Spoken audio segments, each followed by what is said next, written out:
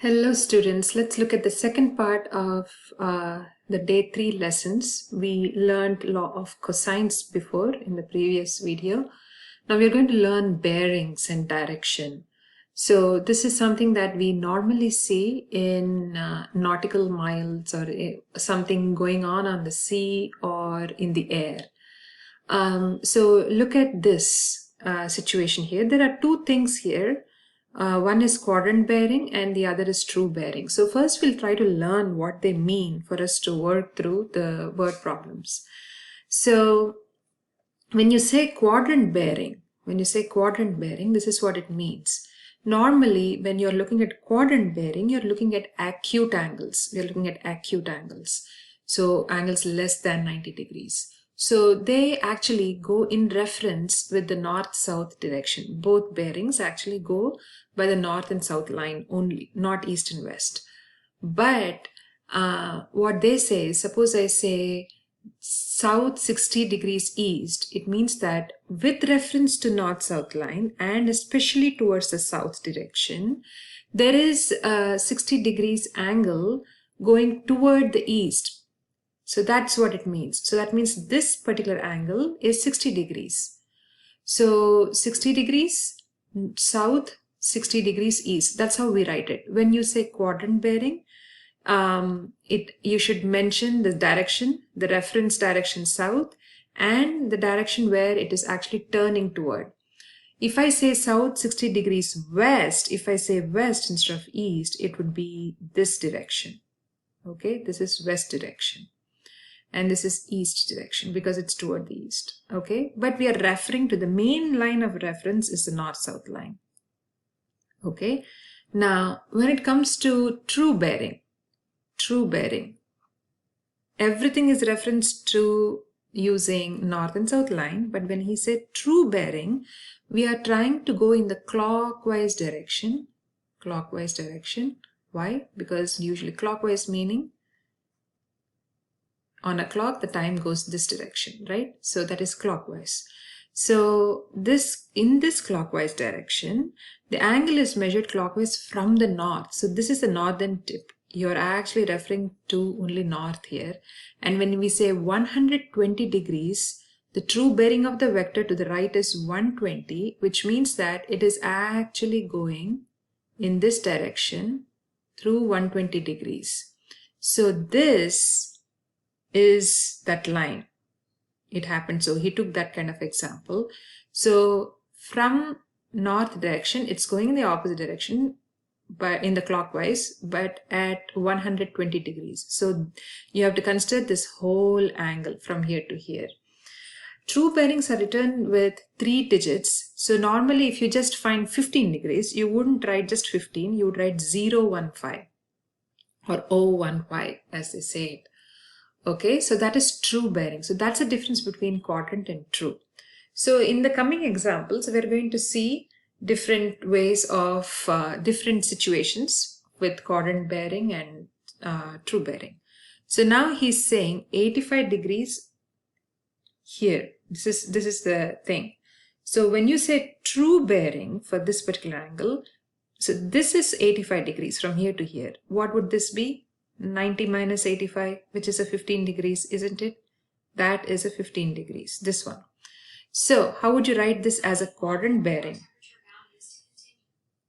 Okay, so we have here 15 degrees. And now when you have to write quadrant bearing, you would actually say, so this is north, always remember north.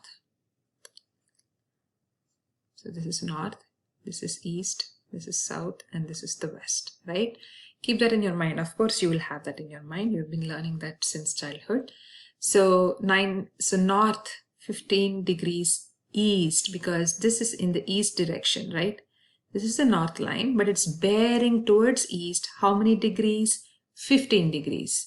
So you would write this quadrant bearing as north. Oh, my bad. My math is wrong. 85 degrees. So this is just 5 degrees. Oopsies. So north 5 degrees east. That's how you write the quadrant bearing. So how would you write the true bearing? So as I say, it is going from here to just 5 degrees toward the east direction. So its true bearing is just 5 degrees. So how would you write it? You would say 005 because it's a single digit. Normally for 2 digits you would say just O, but you would write it in total 3 digits. So you would, since the other two are fillers, you'll have 2 fillers, zeros. So it'll be 005 degrees true. That's how you write it. T is what? T for true. Now let's look at this example. So here, from here to here, it's 212 degrees, the whole thing. Starting from east, that's what he means, I guess. So 212. So you are, this is in the third quadrant, so it is more referring to the south line, right? From the south line, this will be, just this would be 58 degrees. So it would be south bearing west, isn't it? This is the west side. So you would say south 58 degrees to the west side. Okay. Now true bearing would be in the clockwise direction, in this direction. So from here to here. So 180 plus 58. So that would be around 238 degrees. So 238 degrees true. That's what you would say. Okay. I will leave this to your own working. And so pause your video for a moment. You try it out. So now if you come back, this would be north 24 degrees west. That's it, because it's already given as 24. But the true bearing would be 360 minus 24, which would be 336 degrees true.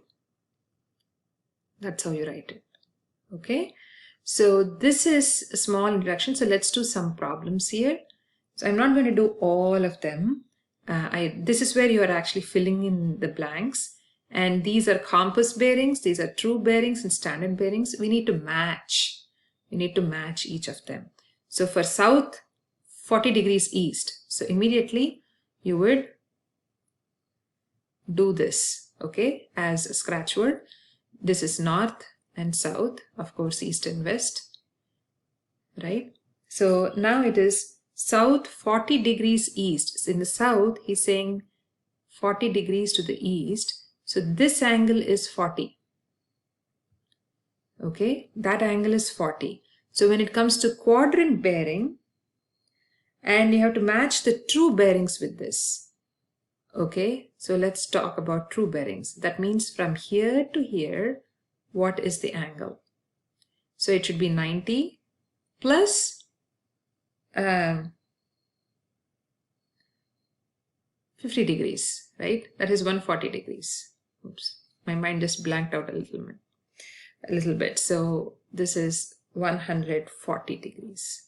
So this is, so the true angle is 140. True. Now he wants us to measure, compare this with the standard angles. Standard angles. So you're saying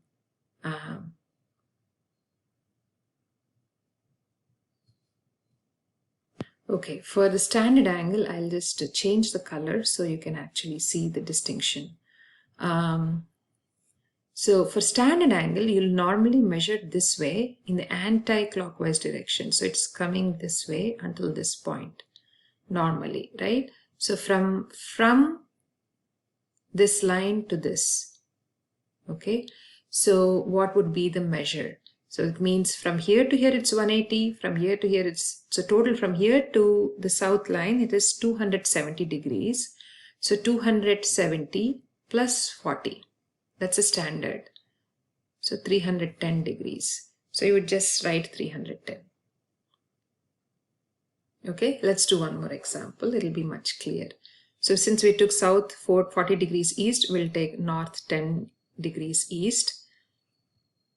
So, which east? So this is north, south, east and west. So that, which means it is really small, some 10 degrees toward the east direction. So this is 10 degrees east. So the true bearing also would be the same thing, isn't it? This is going in clockwise direction anyway. So from the clockwise, it is 10 degrees.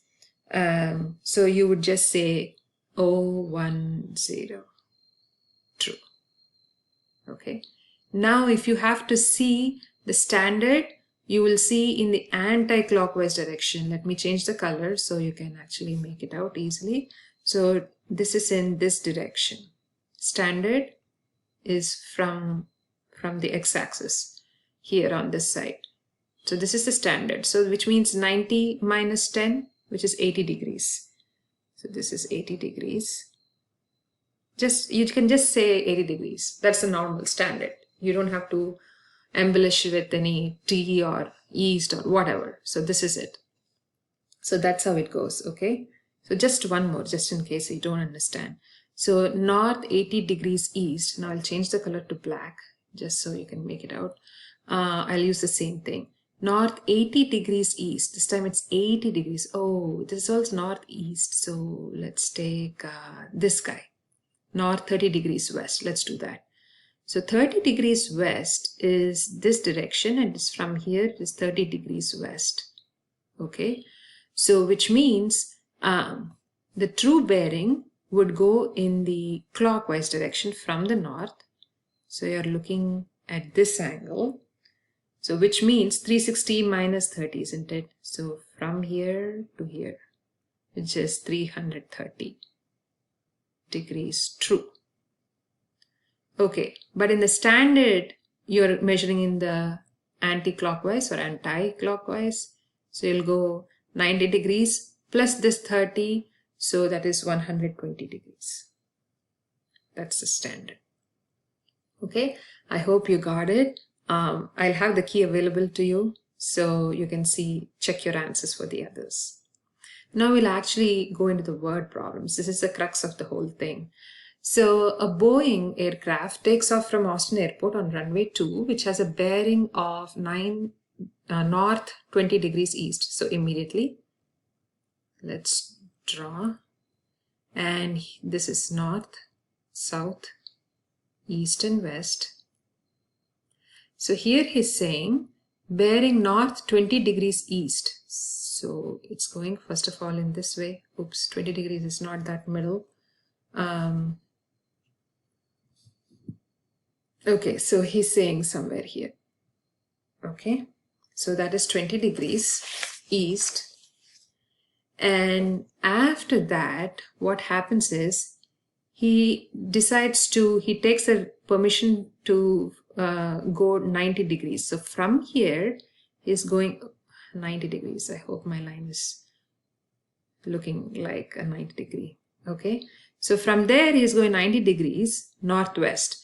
So after flying for 1 mile, so that means this is 1 mile.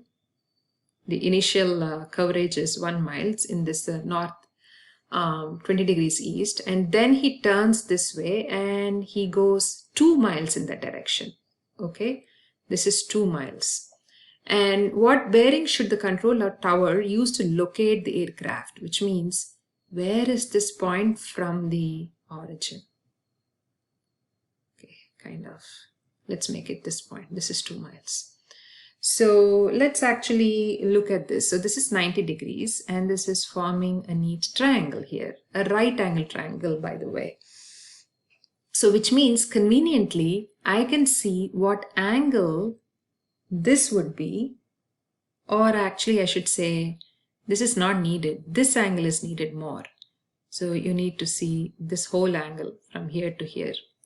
That's what we can find using our tangent ratio. Okay, so we would say, let's call it theta. But here this guy is 20 degrees. Remember that. That is 20 degrees, just this one. We are finding the whole thing and then we'll subtract. That's the strategy. So here we would do tan 30, oh, it's my bad. Tan theta equals opposite over adjacent, which is 2 over 1. So we'll do the inverse ratio. Theta is tan inverse of 2. Okay, so we can use our calculator and we can immediately see inverse of tan